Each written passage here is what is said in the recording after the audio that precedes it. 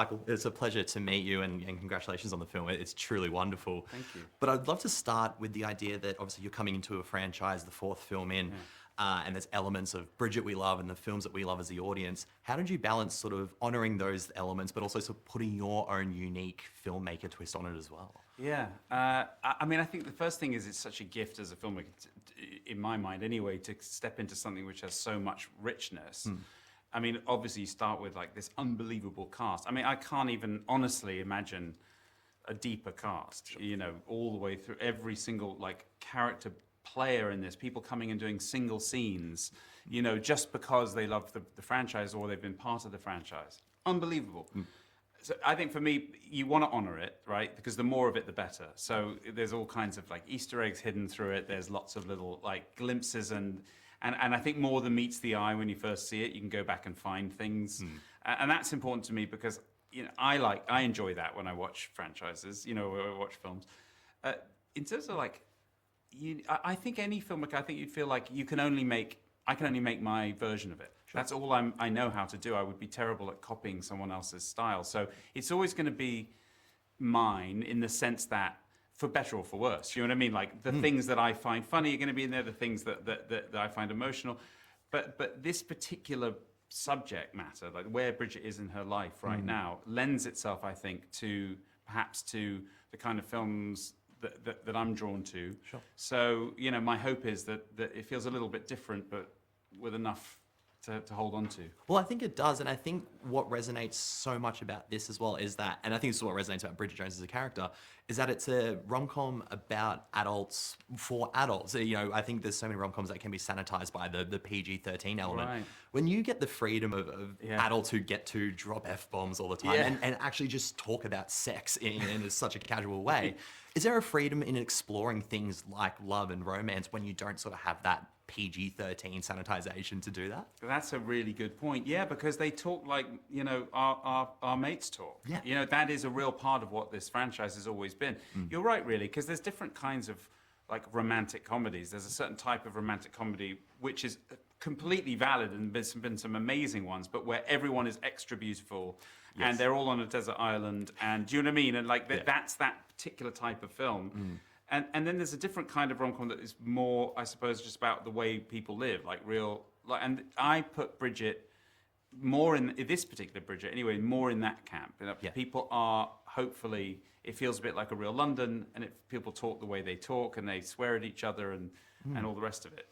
Yeah. Well, and I think a part of that is that exploration of grief. Obviously, grief is a theme of this film, and Bridget has to deal with that as well. Was that something in the script when you wanted to explore those real aspects of this person and this relationship? Was that something that sort of drew you to tell this story as well? Yeah, I was drawn to that at the very, very beginning, actually, before anything else. And even before there was a script, actually, I was drawn to it. The subject of the book that it was based on had that essential thing. Mark Darcy is no longer here.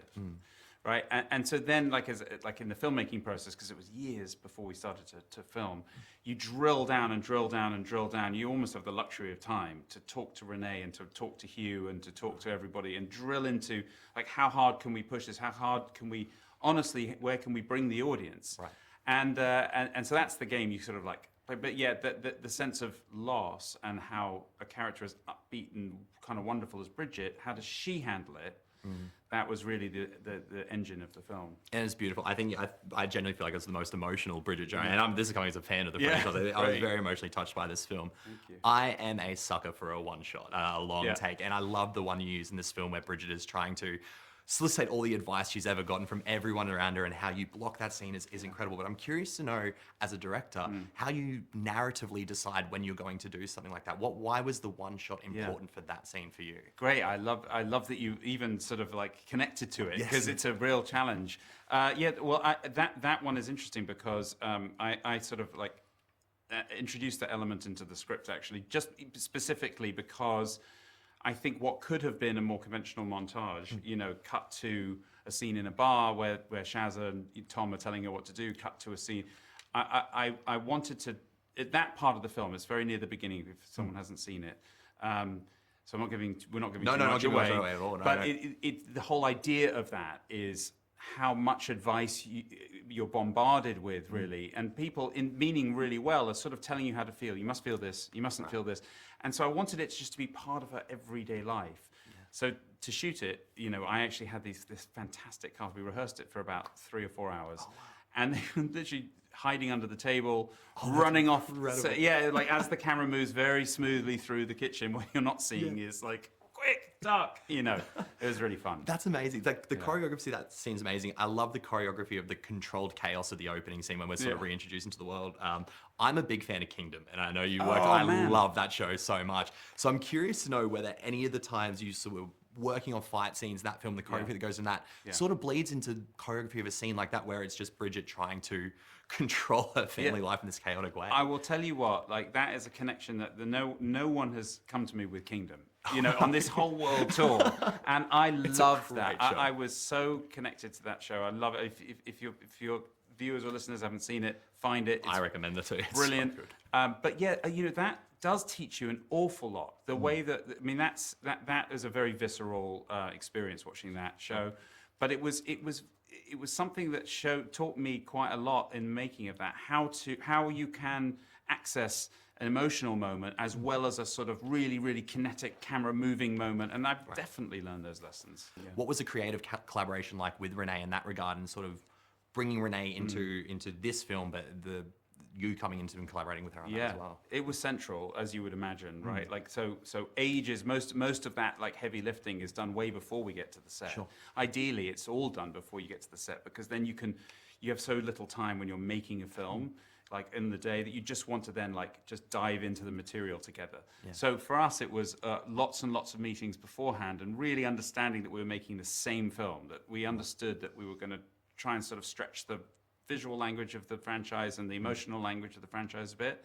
She meaning RENEE, was completely on board in the best way.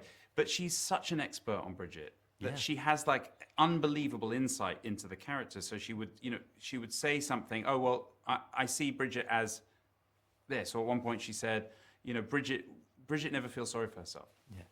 And that's such a helpful thing to keep as a kind of a truism when you're dealing with grief. Like it would be very easy to slip into just sort of self-pity, and she was like, and that's not how Bridget wants to deal with it. And it really informed the whole first half of the film for me. Oh, it's incredible character work. I'll close out on this, and obviously, I don't know if it goes without saying, but you're the first male director for this franchise, and I, as an advocate of rom-coms, I love rom-coms, and I think more like blokes need to watch rom-coms generally. Do you have sort of an elevator pitch on just trying to get guys to understand that these aren't just sappy love movies, but they're about so much more, and they're funny as hell, and they're enjoyable, and everyone loves love? Is there an elevator pitch that you have that will get more blokes to actually get out and watch rom-coms? That's amazing. Well, first of all, I think listen to you, because you're someone that loves Bridget Jones and Kingdom, and Kingdom is a pretty hardcore they are opposite show ends about of that spectrum. MMA fighters. No, I feel like, look, I don't have one, but what I might say is there are lots of different genres of movies out there, and I think we've got to stay away from anybody who tells us what we can and can't see, and this notion that blokes are there for action movies and sci-fi movies and horror movies. We can be there for that. That's fine.